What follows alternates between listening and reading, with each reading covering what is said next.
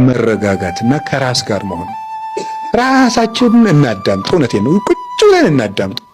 እንዲያው ምን እንደሆነ አንዳንድ ጊዜ እንደው ከሰው ተለይቶ ራሱ እንኳን አንድ ቀን ራሱ ቁጭ ማለት ብቻ ነው። ዝም ብሎ ቁጭ ማለት ዝም ብሎ እኮ ነው። ምንም ሳትጸልዩም ቢሆን እውነቴን አንድ አቡነ ዘበሰማያት ጧት አድርሳችሁ ቁጭ ብላችሁ ዝም ብላችሁ አስቡ እስኪ። ቆይ እኔ ማን ነኝ? ስሜ ማን ነው? እኔ ምንድን ነኝ? ሰው። እኔ ምንድን ነኝ? ክርስቲያን። አሁን ምን እያረኩ ነው? እንደዚህ። ትናንትና ምን እያረኩ ነበር? እንደዚህ። እንደዚህ ሊሆን የቻልኩት በምን ምክንያት? እንደዚህ። እንደዚህ የደረሰባቸው አባቶችና እናቶች እንዴት ብለው አለፉት? እንደዚህ አድርገው። አሁን እኔ ማድረግ ያለብኝ እንዴት ነው? እንደዚህ። ይሄን ሳደርግ ለወደፊት የሚገጥመኝ እንቅፋት ምንድን ነው? እንደዚህ። ለዚያም መወስደው መፍትሄ ምንድን ነው? እንደዚህ ብሎ ማሰብ ይፈልጋል።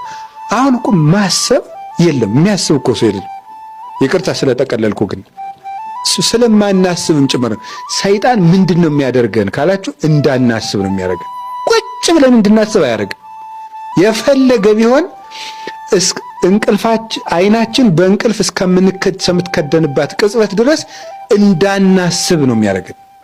እንዳናስብ እያደረገ መተኛት፣ ከዛ ሳናስብ አድረን መነሳት፣ ሳናስብ ወጥተን መሄድ፣ ሳናስብ ውለን መግባት፣ ሳናስብ አምሽተን መተኛት፣ በቃ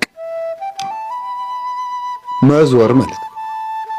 እንደዚህ እንዳይሆን እግዚአብሔር ጠርቶናል።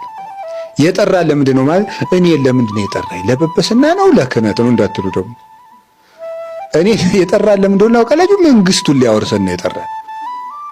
የሹመት ዲቁና ጵጵስና ቅስና